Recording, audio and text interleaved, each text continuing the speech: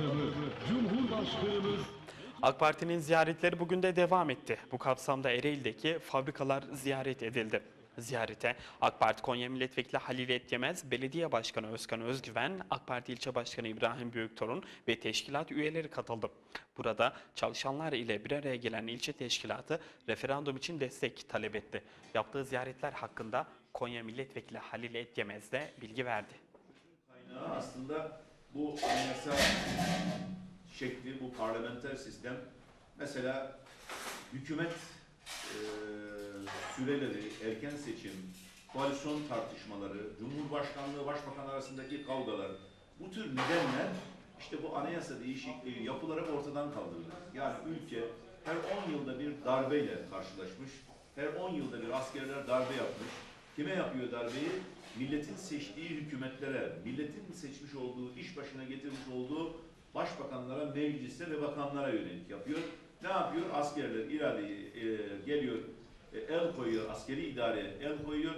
Başbakanı, hükümeti, bakanlara görevinden ayırıyor, meclisi feshediyor, valiliklere, kaymakamlıklara, asker kökenli yöneticiler atıyor ve memleketi yönetiyor. Şimdi bu her 10 yılda bir bu ülkeye yapılan bu yaklaşım, bu darbe ülkeyi geri götürüyor. Yani demokrasinin işlemesini engelliyor. Millet iradesini sekteye uğratıyor. Dolayısıyla ülke kaybediyor. Bugün bakın Türkiye'de ana iki tane temel sorun var. Birisi terör sorunu, birisi de darbe sorunu. Yani her 10 yılda bir darbe yaşanıyorsa bu çok ciddi bir sorun. 15 Temmuz gecesi yaşadığımız o hadiseyi şöyle baktığınız zaman ya adamlar devletin tepesine bomba yağdırdılar. Yani Türkiye Büyük Millet Meclisi'ne bomba yağdırdılar. Ben o gece sabaha kadar meclisteydim. Genelkurmay'a bomba yağdırdılar. MİT'e, istihbarat örgütüne bomba yağdırdılar. Emniyet Müdürlüğü'ne, Özel Harekat Polisi'ne bomba yağdırdılar. Cumhurbaşkanlığına bomba yağdırdılar. Daha da vahim olanı sokaktaki halka bomba yağdırdılar.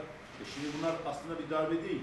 Devleti işgal, devleti yıkmaya dönük ve o gün sınır ötesinde de Kobani'de de 10.000 tane eli silahlı terör örgütünün içeri girip ortalığı karıştıracağı söyleniyor. Eğer ki başarılı olsalardı.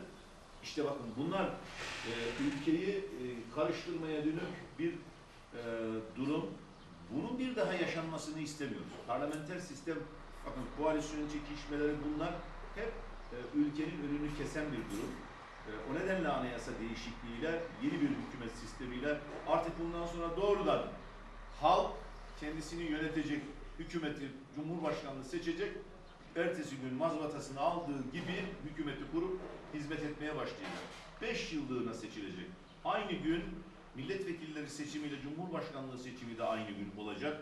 2 sandık kurulacak. Birisinde cumhurbaşkanı, birisinde de milletvekiline oy kullanacağız.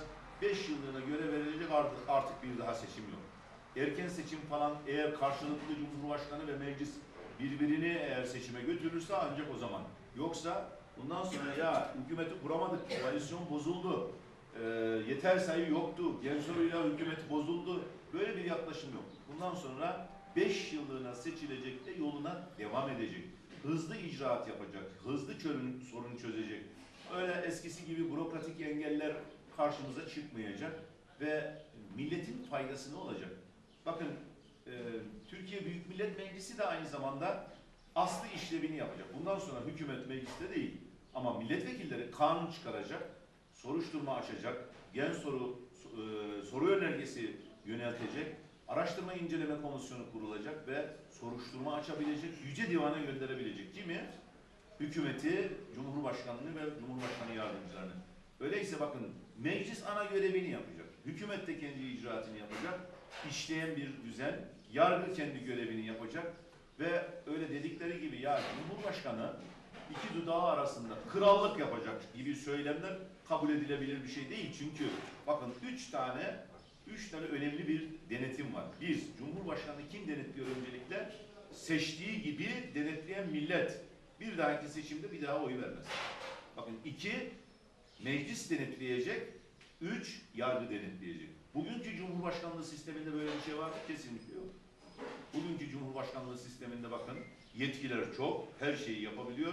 Ne yargılama var, ne denetleme var, ne sorgulama var.